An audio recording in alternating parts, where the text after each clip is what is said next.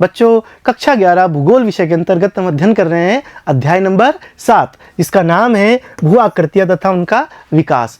बच्चों इस चैप्टर में हमने विभिन्न भू अपर्दन कारक देखे, जिसके अंतर्गत अपर्दनात्मक एवं निक्षेपात्मक कौन कौन सी स्थलाकृतियों का निर्माण हुआ और किस प्रकार से हुआ, इसके बारे में देखा। आज की क्लास में हम देखेंगे पवन निर्मित स्थलाकृतियां। बच्चों पवन निर्मित जो स्थलाकृतियां है, वैसे तो हम सब जानते हैं कि पृथ्वी के हर हिस्से में लगभग पवन चलती है, लेकिन पवन निर्मित स्थलाकृतियों का तात्पर्य यहाँ पर उन क्षेत्रों से है जहाँ पर शुष्क मरुस्थल पाए जाते हैं, क्योंकि बच्चों उन्हीं ही स्थानों पर अधिक मात्रा में तेज गति से पवनें चलती है और पवनों का प्रभाव भी उन्हीं स्थानों पर हमें देखने को मिलता है, जिससे कि पवन निर्मित स्थलाकृतियां भी उन्हीं स्थानों पर मिलती है। बाकी पवन तो समूची धरा पर चलती ही है। ठीक है बच्चों, तो पवनें उष्ण मरुस्थलों के दो प्रभावशाली अनाच्छादनकर्ता कारकों में पवन एक महत्वपूर्ण अपर्दन का कार्य है, प्रमुख अपर्दन का कारक है। मरुस्थलीय धरातल शीघ्र गर्म और शीघ्र ठंडा हो जाते हैं।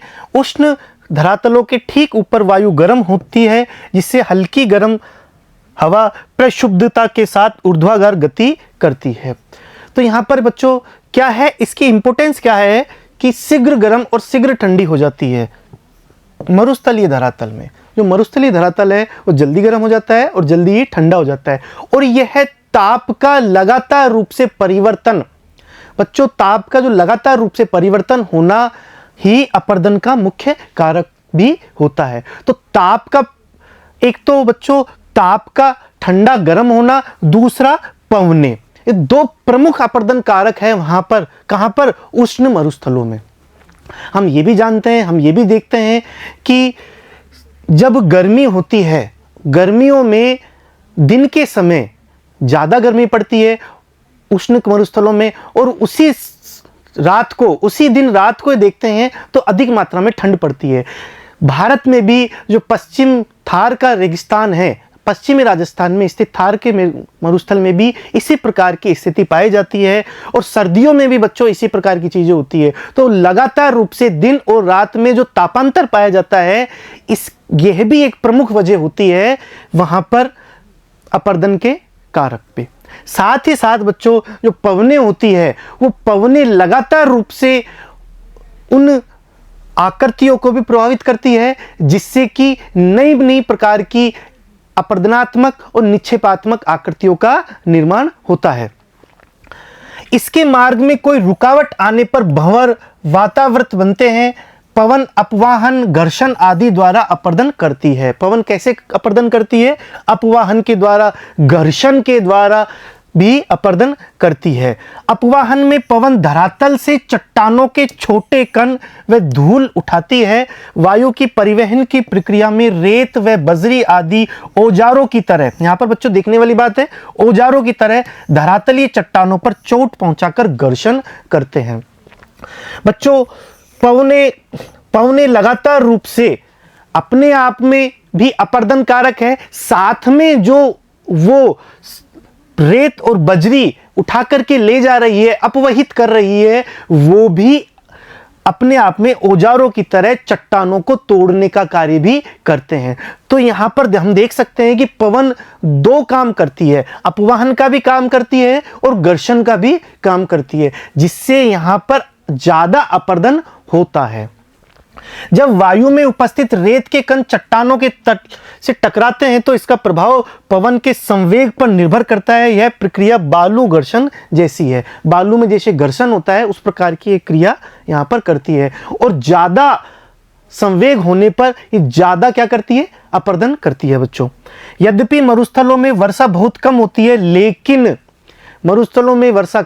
है, लेकिन ये जितनी भी होती है या कम समय में कम वर्षा होती है, वो भी मूसलाधार वर्षा के रूप में होती है। क्यों होती है बच्चों? क्योंकि वहां पर पानी एब्जॉर्ब करने की उनमें क्षमता उस क्षेत्र में नहीं होती। इस वजह से मरुस्थलों में थोड़ी बारिश भी मूसलाधार या बाढ़ लाने के लिए पर्याप्त होती है। बच्चों, हाल ही के दिनों में हमें भी ये सुनाई पड़ता है कि पश्चिमी राजस्थान, विशेष रूप से जैसलमेर और बाड़मेर में बाढ़ आ गई है। अर्थात वहां इतनी ज्यादा बरसात नहीं आई है कि बाढ़ आई है। कहने का मतलब है कि पानी तो नॉर्मल ही बरसा है, लेकिन वहां पानी एब्जॉर्ब करने की क्षमता नहीं है उन क्षेत्रों में। इस वजह से वहां पर बाढ़ जैसी स्थिति देखी जाती है और मूसलाधार वर्षा के रूप में हमें दिखाई देती है कि बहुत ज्यादा तेज वर्षा हो रही है। मरुस्थलीय चट्टानें अत्यधिक वनस्पति विहीन होने के कारण, दैनिक तापांतर के कारण यांत्रिक व रासायनिक अपक्षय से अधिक प्रभावित होती है। वनस्पति भी वहां पर बहुत कम होती है, साथ ही जो दैनिक तापांतर है वो भी ज्यादा होता है। दैनिक तापांतर का मतलब होता है बच्चों, दिन में ज्यादा गर्मी पड़ना और रात में तापमान का कम हो जाना, अर्थात अत्यधिक ठंड पड़ना। तो यह दैनिक जो तापांतर है वो भी वहां पर ज्यादा पाया जाता है। इस वजह से यांत्रिक और रासायनिक अपक्षय वहां पर अधिक होता है। ठीक है बच्चों, अतः इनका शीघ्र क्षय होता है और वेग प्रवाह इस अपक्षय जनित मलबे को आसानी से बहा ले जाता है। उस क्षेत्र में बच्चों, कहां? उष्ण मरुस्थलीय क्षेत्रों में अधिक अपक्षय का क्या कारण है? अधिक अपक्षय का कारण है क्योंकि वहां पर यांत्रिक और रासायनिक अपक्षय ज्यादा होता है। पवनों के द्वारा एक प्रकार का कारक भी, पवन भी एक अपने आप में कारक है, साथ ही वहां पर दैनिक तापांतर, वनस्पति की अत्यधिक कमी भी वहां पर प्रमुख अपक्षय का कारक बनते हैं। अर्थात मरुस्थलों में अपक्षय जनित मलबा केवल पवनों द्वारा ही नहीं वरन वर्षा, वृष्टि, धोवन, शीतवास जो ऊपरी जल होता है से भी प्रवाहित होता है। पवन केवल महीन मलबे को ही अपवहन कर सकती है और वृहद अपर्दन मुख्यतः परत बाढ़ या वृष्टि दोहन से ही संपन्न होता है। जो महीन कण होते हैं वो कौन करता है? पवन करती है। और जो वृहद अपर्दन है, बड़ा जो अपर्दन है, वो वर्षा से अर्थात पानी से, और वृष्टि धोवन, शीतवास, ऊपरी जो पानी होता है बहने से, ठीक है, उससे ज्यादा अपर्दन होता है। मरुस्थलों में नदियां चौड़ी, अनियमित वर्षा के बाद अल्प समय तक ही प्रवाहित होती है। जैसे कि हम जानते हैं मरुस्थलों में जो नदियां है वो चौड़ी, क्योंकि उनकी घाटी कोई फिक्स नहीं होती, लगातार उसमें पानी नहीं बहने के कारण उनकी घाटी फिक्स नहीं होती, तो वो चौड़ाई में फैल जाती है, यत्र तत्र नदियां फैल जाती है। अनियमित होती है क्योंकि लगातार उनमें बारिश नहीं होती, पानी नहीं होता, इस वजह से अनियमित यत्र तत्र कहीं पर मिलती है। और वर्षा के बाद अल्प समय में ही प्रवाहित होती है, केवल वर्षा के काल में ही प्रवाहित होती है। ठीक है बच्चों, अब इसमें अपर्दनात्मक स्थल रूप कौन कौन से बनेंगे? पवन निर्मित स्थलाकृतियों में अपर्दनात्मक स्थल रूप कौन कौन से बनेंगे, आइए देखते हैं। मरुस्थलों में भूदृश्य का विकास मुख्यतः पेडिमेंट का निर्माण और उसका ही विकसित रूप है। पेडिमेंट का निर्माण बच्चों, पेडिमेंट का निर्माण यहां पर प्रमुख इसकी आकृति होगी। पवन निर्मित जो स्थलाकृतियां है या फिर मरुस्थल है, वहां पर पेडिमेंट का निर्माण एक प्रमुख आकृति होगी। पर्वतों के पाद पर, पर्वतों के नीचे पाद पर मलबे रहित अथवा मलबे सहित मंद ढाल वाले चट्टानी तल पेडिमेंट कहलाते हैं। ठीक है, पर्वतों के यहां पर ढाल पर इस तरीके से बच्चों मलबे रहित या मलबे सहित, मलबा हो भी सकता है या मलबा नहीं भी हो सकता है, मंद ढाल वाले, यहां पर कैसा है ढाल इनका? मंद है। चट्टानी तल को पेडिमेंट कहते हैं। यहां पर ये क्या कहेंगे? पेडिमेंट कहलाते हैं। और यह पेडिमेंट ही मरुस्थलों के भूदृश्य में हमें प्रमुखता से दिखाई देते हैं। अपर्दन की पृष्ठ क्षरण, बैकवास्टिंग द्वारा ही की गई ढाल का समानांतर निवर्तन क्रिया कहते हैं। तो बच्चों यहां पर यह भी देखने वाली बात है कि इनका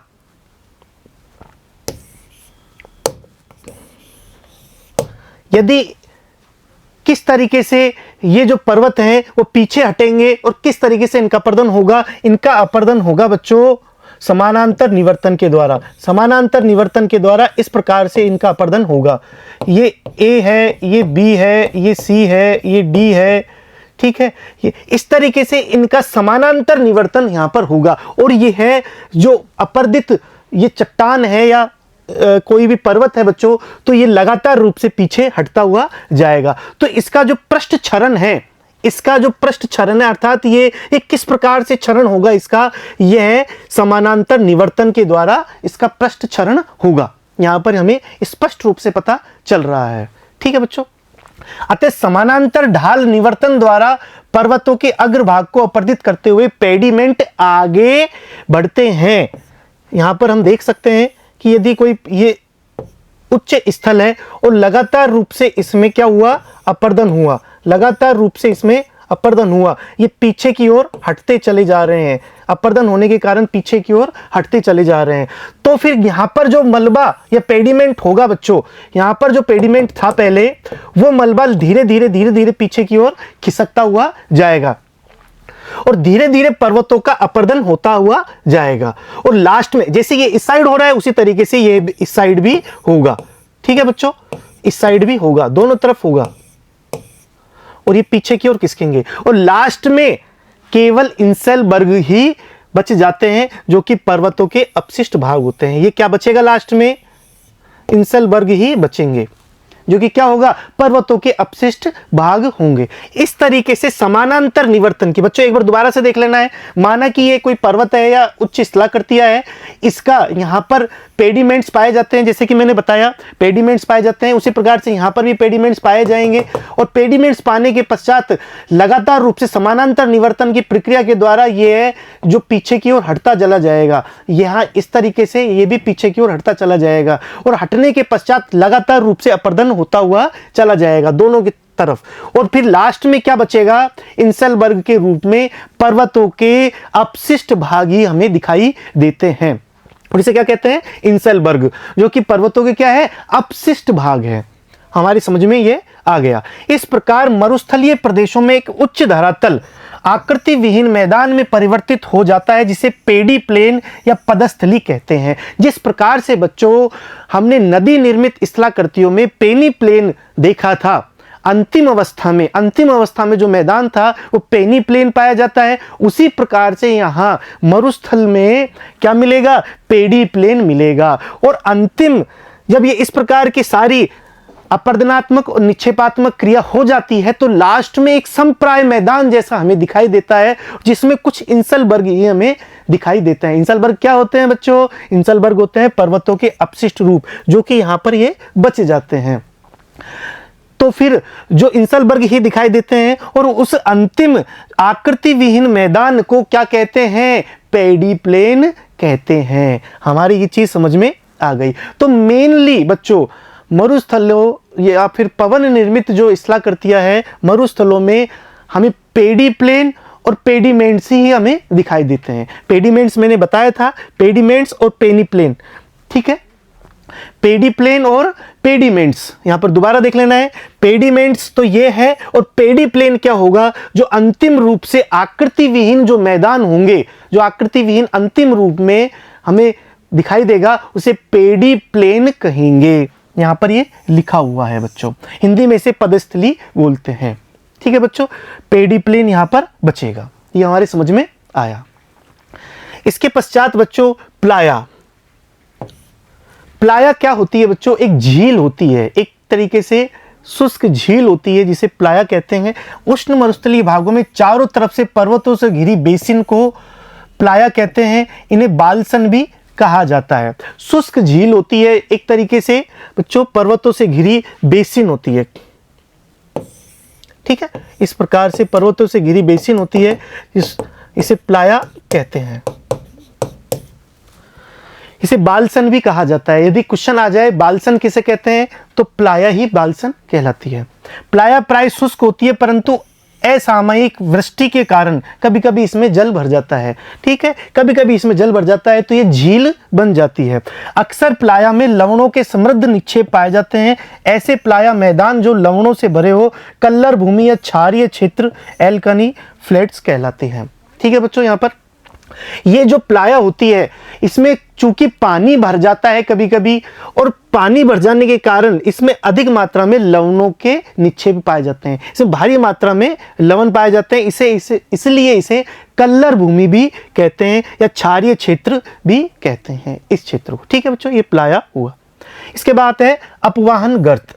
पवनों के एक ही दिशा में स्थायी प्रवाह से चट्टानों के अपक्षय जनित पदार्थ या असंगठित मिट्टी का अपवाहन क्षेत्र होता है। इस प्रक्रिया में उथले गर्त बन जाते हैं जिन्हें अपवाहन गर्त कहते हैं।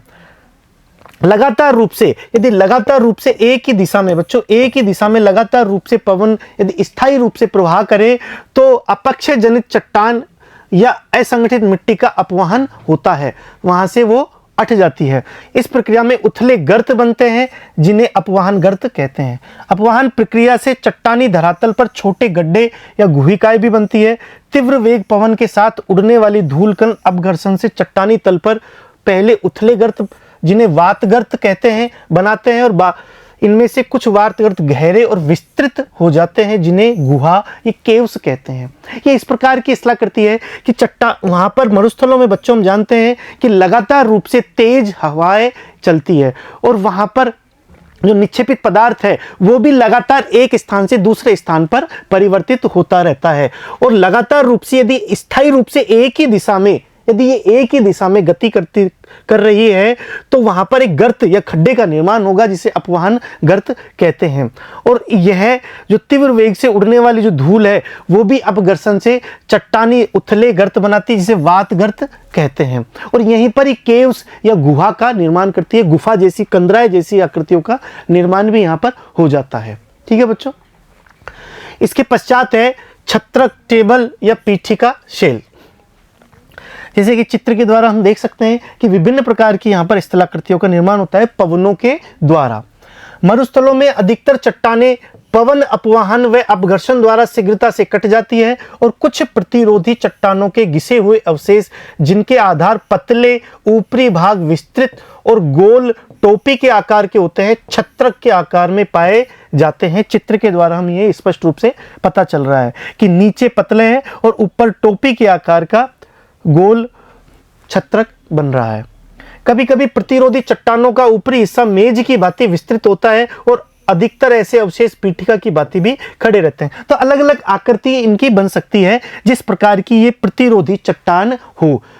ये डिपेंड करता है बच्चों की प्रतिरोधी चट्टान किस प्रकार की है और वहां पर किस प्रकार की पवन किस दिशा में चल रही है, तब जाकर के इन संरचनाओं का निर्माण होता है। तो यहां पर हम छत्रक का चित्र साफ तौर से देख सकते हैं। अगला है बच्चों निक्षेपित स्थल रूप। अभी तक हमने देखा था अपर्दित स्थल रूप, पवनों के द्वारा जो अपर्दित स्थल रूप थे वो हमने देखे। अब हम देखेंगे निक्षेपित स्थल रूप कौन कौन से हैं। पवन द्वारा बारीक रेत का परिवहन अधिक ऊंचाई व अधिक दूरी तक होता है। पवनों के वेग के अनुरूप मोटे आकार के कण धरातल के साथ घर्षण करते हुए चले आते हैं और अपने टकराने से अन्य कणों को ढीला कर देते हैं, जिसे सोल्टेशन कहते हैं। एक कण का दूसरे कण से टकराना और उसको ढीला कर देना, जिससे कि वो भी लगातार रूप से टूटने की अवस्था में आ जाए, जिसे क्या कहते हैं, सोल्टेशन कहते हैं। हवा में लटकते महीन कण अपेक्षाकृत अधिक दूरी तक उड़ाकर ले जाए जा सकते हैं। ये तो नॉर्मल सी बात है बच्चों, हम जानते हैं हवा में जो उड़ाए गए जो कण हैं वो आसानी से एक स्थान से दूसरे स्थान पर ले जा सकते हैं। चूंकि पवनों द्वारा कणों का परिवहन उनके आकार व भार के अनुरूप होता है, अतः पवनों की परिवहन प्रक्रिया से ही पदार्थों की छटाई का काम हो जाता है। तो जिस प्रकार की पवनों की परिवहन प्रक्रिया होगी उसी प्रकार का कार्य वहां पर होगा। यदि धीरे गति से पवन चल रही है तो बारीक कण जाएंगे, तेज गति से चल रही है तो हो सकता है ज्यादा मोटे कण भी वहां पर अपक्षेत हो सकते हैं। ठीक है, जब पवन की गति घट जाती है या लगभग रुक जाती है तो कणों के आकार के आधार पर निक्षेपण प्रक्रिया आरंभ हो जाती है। तो जितनी तेज गति से या जितनी दूरी पर पवने जाती है उसी के आधार पर ही वहां पर निक्षेपण की प्रक्रिया होती है, और जहां पर पवन रुक जाती है बच्चों वहीं पर ही वो निक्षेपण हो जाता है। ठीक है, अतः पवन के निक्षेपित स्थल रूपों में कणों की महीनता भी देखी जा सकती है कि कण कितने महीन हैं और कितनी दूरी से लाए गए हैं, कितनी तेज गति से लाए गए हैं। रेत की आपूर्ति स्थायी पवन दिशा के आधार पर शुष्क प्रदेशों में पवन निक्षेपित स्थल रूप विकसित होते है। इसमें है बच्चों बालू टिब्बे, प्रमुखता से यहाँ पर देखे जा सकते हैं बालू टिब्बे, और मुख्यतः निक्षेपित आकृतियां होती है। पवन द्वारा रेत या बालू के निक्षेप से निर्मित टिब्बे या स्तूपों को बालू का स्तूप कहा जा सकता है। पश्चिमी राजस्थान में ये आराम से देखने लायक चीज़ है बच्चों, और कहीं जाएं यदि जैसलमेर बाड़मेर में तो वहाँ पर आराम से ये चीज़ें हमें दिख जाती है। इन स्तूपों के आकार में तथा स्वरूप में पर्याप्त अंतर मिलता है। बालू का स्तूपों का निर्माण शुष्क तथा अर्ध शुष्क भागों के अलावा सागर तटीय भाग, बच्चों बालू का यहाँ पर हम बता दूं मैं, बालू का जो स्तूप है वो केवल मरुस्थलों में ही नहीं बनती, उस स्थान पर भी बनती है जहां बालू पाई जाती है। और बालू कहाँ कहाँ मिलती है हमें पता है, बालू सागर तटीय भागों में मिलती है, झीलों के रेतीले तटों पर मिलती है, और उन क्षेत्रों में भी इसका निर्माण होता है। ठीक है, ये जो टिब्बे हैं, ये जो बालू टिब्बे हैं, ये किस प्रकार के किस तरीके के बनते हैं इसके बारे में हम देखेंगे। तो पहला है नवचंद्राकार टिब्बे जिनकी भुजाएं पवनों की दिशा में निकली होती है, बरखान कहलाती है। बच्चों बरखान एक नंबर का प्रश्न बन सकता है, और यह इसकी परिभाषा भी हो गई कि बरखान किसे कहते हैं, नवचंद्राकार, नव जैसे कि नया चांद होता है, नवचंद्राकार जो टिब्बे हैं जिनकी भुजाएं जिस तरफ जो निकली होती है पवन की दिशा के साथ में होती है, अर्थात जिधर पवन की दिशा, जिस तरफ पवन की दिशा होती है उसी तरफ इनकी भुजाएं या सींग जिसे हमें कह सकते हैं वो निकले हुए होते हैं। बच्चों यहाँ ये देखने वाली बात है कि जो पवन निर्मित जो स्थलाकृतियां है, यहाँ पर पवनों की दिशा बहुत ज़्यादा इंपॉर्टेंट होती है। ठीक है, आगे चित्र में भी हम इसके बारे में देखेंगे। तो बरखान बहुत ज़्यादा इंपॉर्टेंट है, खास तौर से मरुस्थलीय क्षेत्रों में जो बरखान है वो भारी मात्रा में हमें देखने को मिलते हैं। और इसकी दिशा, ये भी देखने वाली बात है बच्चों कि जिस तरफ से ये है पवनों की दिशा होती है, जिस तरफ से पवन चलती है उस दिशा में ही इसके ये सींग जिसके कहते हैं या फिर जिसे भुजाएं कहते हैं वो निकली हुई होती है। जहां रेतीले धरातल पर आंशिक रूप से वनस्पति भी पाई जाती है, वहां परवलयिक या पैराबोलिक बालिका स्तूपों का निर्माण होता है, अर्थात अगर पवनों की दिशा स्थायी रहे तो परवलयिक बालू टिब्बे बरखान से भिन्न आकृति के होते हैं। यह बहुत इंपॉर्टेंट बात है बच्चों कि जो पैराबोलिक जो बालू का टिब्बे होते हैं वो बरखान से बिल्कुल विपरीत दिशा में होते हैं। चित्र में भी हम इसको देख सकते हैं। चित्र में देखने से स्पष्ट पता चल रहा है बच्चों कि यहाँ पर कि बरखान, ये जो बरखान है, यदि पवन की दिशा इस तरफ है, यदि पवन की दिशा बच्चों इस तरफ है तो बरखान के ये जो सींग है, इनके जो किनारे हैं वो भी इधर की साइड ही होंगे। लेकिन पैराबोलिक जो टिब्बे हैं बच्चों, ये विपरीत दिशा में, यदि ये पवन की दिशा इस तरफ है तो इसके किनारे या सींग इसके विपरीत दिशा में निकले हुए होते हैं। इन दोनों में यह अंतर स्पष्ट रूप से दिखता है। और यहाँ पर ये देखने वाली बात है बच्चों कि पवनों की दिशा स्थायी रहे तो, यहाँ पर पवनों की दिशा जो है वो स्थायी रहना भी ज़्यादा इंपॉर्टेंट होता है। और पैराबोलिक जो बालू का टिब्बे होते हैं वो उन्हीं स्थानों पे ज़्यादा पाए जाते हैं जहाँ पर वनस्पति पाई जाती है, चाहे आंशिक रूप से ही वनस्पति मिले बच्चों, लेकिन वनस्पति का पाया जाना यहाँ पर आवश्यक हो जाता है। तो यहाँ पर चित्र द्वारा हमें स्पष्ट रूप से पता चल रहा है। इसी के साथ ही हम आगे देखेंगे कि जो सीफ है, एक सीफ प्रकार की भी स्थलाकृति होती है, उसमें जैसे बरखान में दोनों तरफ किनारे होते हैं लेकिन सीफ में एक तरफ ही होता है, और यह भी उसी तरफ, इसकी दिशा भी उसी तरफ होती है जिधर पवन की दिशा होती है। ठीक है बच्चों, यहां पर हमें देखने को मिला सीफ बरखान की ही भांति होते हैं। सीफ बालू टिब्बों में केवल एक ही भुजा होती है, ऐसा पवनों की दिशा में बदलाव के कारण होता है। सीफ की यह भुजा ऊंची व अधिक लंबाई में विकसित हो सकती है। तो यहां पर पता चल रहा है बच्चों कि बरखान की दोनों भुजाएं होती है, बरखान की दोनों भुजाएं होती है, लेकिन सीफ की बच्चों केवल एक ही भुजा होती है। और इनकी दिशा जिधर पवन की दिशा होती है उस तरफ ही इनकी भुजा निकली हुई होती है। ये बहुत इंपॉर्टेंट बात है बच्चों, अच्छे से समझ लेना है इस बात को कि बरखान, सीफ और पैराबोलिक इनकी दिशा या इनकी भुजा किस तरफ या किस दिशा में होती है, ये हमें अच्छे से समझ लेना है। चित्र के द्वारा भी हम इसको समझ सकते हैं। साथ ही बच्चों ये अनुप्रस्थ, जो अनुप्रस्थ बालू का टिब्बे और अनुदैर्घ्य बालू का टिब्बे, इनमें भी क्या होता है, यदि जिस तरफ यहाँ पर पवन की दिशा है, जिस तरफ यहाँ पर पवन की दिशा है उस तरफ उसी के लंबवत रूप में ये बालू का टिब्बे निर्मित होते हैं, अनुदैर्घ्य बालू का टिब्बे कहलाते हैं। लेकिन यहाँ पर बच्चों अनुप्रस्थ में जिस तरफ पवन की दिशा होती है उसके विपरीत लंबवत दिशा में इनका निर्माण होता है, उसके लंबवत दिशा में इनका निर्माण होता है अनुप्रस्थ बालू का टिब्बों का। तो यहां देखने वाली बात क्या है, अनुदैर्घ्य में उसके लंबवत रूप से जिस तरफ पवन की दिशा हो रही है उसी तरफ इनका निर्माण होता है, जबकि अनुप्रस्थ जो बालू का टिब्बे होते हैं बच्चों उनका निर्माण पवन की दिशा के लंबवत होता है। जब रेत की आपूर्ति कम तथा पवनों की दिशा स्थायी रहे, जब रेत की आपूर्ति तो हो कम और पवनों की दिशा कैसी रहे, स्थायी रहे, तो अनुदैर्घ्य टिब्बे बनते हैं। यहां पर हम देख सकते हैं अनुदैर्घ्य जो टिब्बे हैं उनका निर्माण हो सकता है जब पवन की दिशा स्थायी हो और रेत कैसी हो, रेत कम हो, तो अनुदैर्घ्य टिब्बे बनेंगे और अनुदैर्घ्य टिब्बे पवन की दिशा के समानांतर होंगे, ठीक है, उसी की तरफ होंगे।